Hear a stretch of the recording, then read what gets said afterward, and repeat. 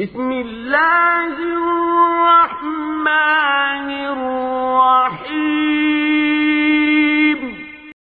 ওয়ালাইকুম আসসালাম ওয়া রাহমাতুল্লাহি ওয়া বারাকাতুহু। আমাদের এক ভাই আবুল খায়ের ভাই তিনি জানতে চেয়েছেন যে আল্লাহ রাব্বুল আলামিনের আকার নিরাকার এর প্রমাণ, আল্লাহর আকার আছে কি নেই এবং এ সম্পর্কে তিনি একটু জানতে চেয়েছেন। সম্মানিত বন্ধুগণ, আল্লাহ রাব্বুল আলামিন সকল কিছুর ঊর্ধ্বে, তার সঙ্গে কারো কোনো সাদৃশ্য করা, কারো কোনো উপমা তুলনা উদাহরণ করা জায়েজ নেই। আল্লাহ রাব্বুল আলামিন বলেছেন লাইসা কামিসলিহি শাই ওয়া হুয়াস সামিউল বাসীর, অর্থাৎ সূরা সূরার 11 নম্বর আয়াতে আল্লাহ বলছেন যে মহান আল্লাহ রাব্বুল আলামিনের সাদৃশ্য কোনো কিছুই নেই, কিন্তু তিনি সর্বশ্রোতা সর্বদ্রষ্টা, তিনি খুব শোনেন খুব দেখেন। তাই শোনেন, আল্লাহ রাব্বুল আলামিনের এই শোনা একটা সিফত, তিনি দেখেন এই দেখা একটা সিফত বা বৈশিষ্ট্য। তো এইগুলো আল্লাহর সত্তা, আল্লাহর জাত। তা আল্লাহর জাত, আল্লাহর সত্তা, এটাকে কেউ যদি অস্বীকার করে সে আল্লাহর উপর বিশ্বাসই রাখলো না।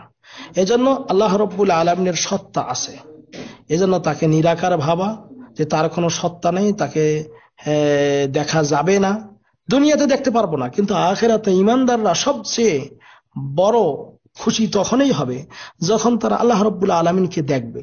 যদি আল্লাহ রাব্বুল আলামিনের সত্তাই না থাকে, তার জাত পাকেই না থাকে, তাহলে দেখবে কি জিনিস? বাতাস আমরা দেখতে পারি না, কিন্তু অনুভব করতে পারি। কিন্তু এটা যদি আপনি বলেন যে না বাতাস নাই, অনুভব করা যায়, দেখা যায় না, মানি না, তাহলে তো হবে না। তা আল্লাহ রাব্বুল আলামিনকে দুনিয়াতে আমরা কেউ দেখতে পারবো না, কারণ আল্লাহ বলছেন লা তুদরিকুল আবসার, দুনিয়াতে কেউ তাকে দেখতে পারবে না। কিন্তু আল্লাহ রাব্বুল আলামিনের সত্তা আছে, তার জাতে পাক আছে, তার মহা পবিত্র সত্তা যে বিদ্যমান এবং তার যে আকার আছে কোরআন হাদিস দ্বারা ভরপুর। কিন্তু তার আকার কারোর সঙ্গে কোনো তুলনা চলবে না, কারোর সঙ্গে কোনো উপমা চলবে না, কোনো জিনিসের সঙ্গে সাদৃশ্য করা যাবে না।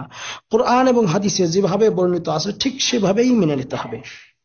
কাজেই এটাকেই অস্বীকার করা, এটা কুফরের শামিল। কাজেই অস্বীকার করা যাবে না, আপনাকে স্বীকার করতে হবে। এবং আল্লাহ রাব্বুল আলামিনের অনেক সুন্দর সুন্দর নাম আছে। আল্লাহ বলছেন ওয়ালিল্লাহিল আসমাউল হুসনা ফাদউহু বিহা, আল্লাহর অনেক সুন্দর নাম আছে, সেগুলো দিয়ে তোমরা আল্লাহকে ডাকতে পারো। তা আল্লাহ রাব্বুল আলামিনের সুন্দর নাম আছে অনেক, এবং অনেক তার সিফত আছে। এই সিফতগুলিকে বিশ্বাস করতে হবে।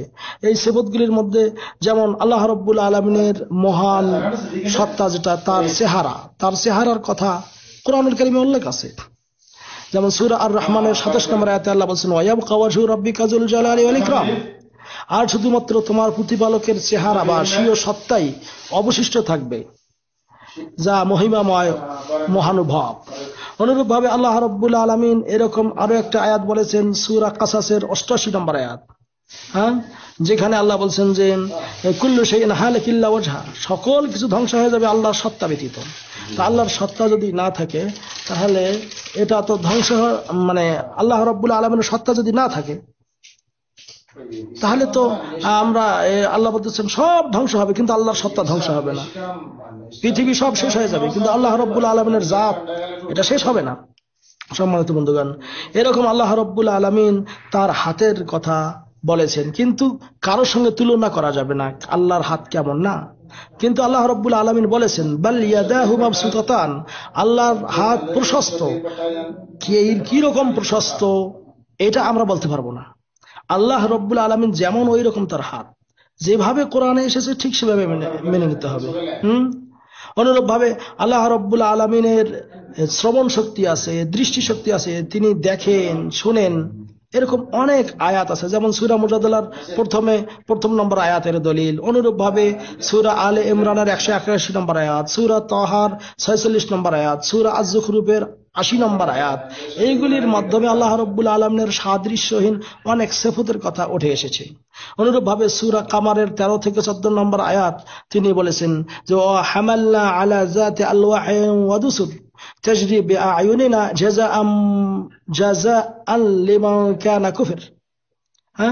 যে নূহ আলাইহিস সালাম সম্পর্কে আল্লাহ তাআলা বলেন তখন তাকে আমি আরোহণ করলাম কাঠ ও পেরেক নির্মিত একটা নৌযানে, যা চলল আমার চোখের সামনে। তা আল্লাহ রাব্বুল আলামিন তার এই চোখের কথা বললেন। এখন যদি কেউ বলেন আমি মানি না এই কথা, তাহলে তো কোরআনকে অস্বীকার করা হলো।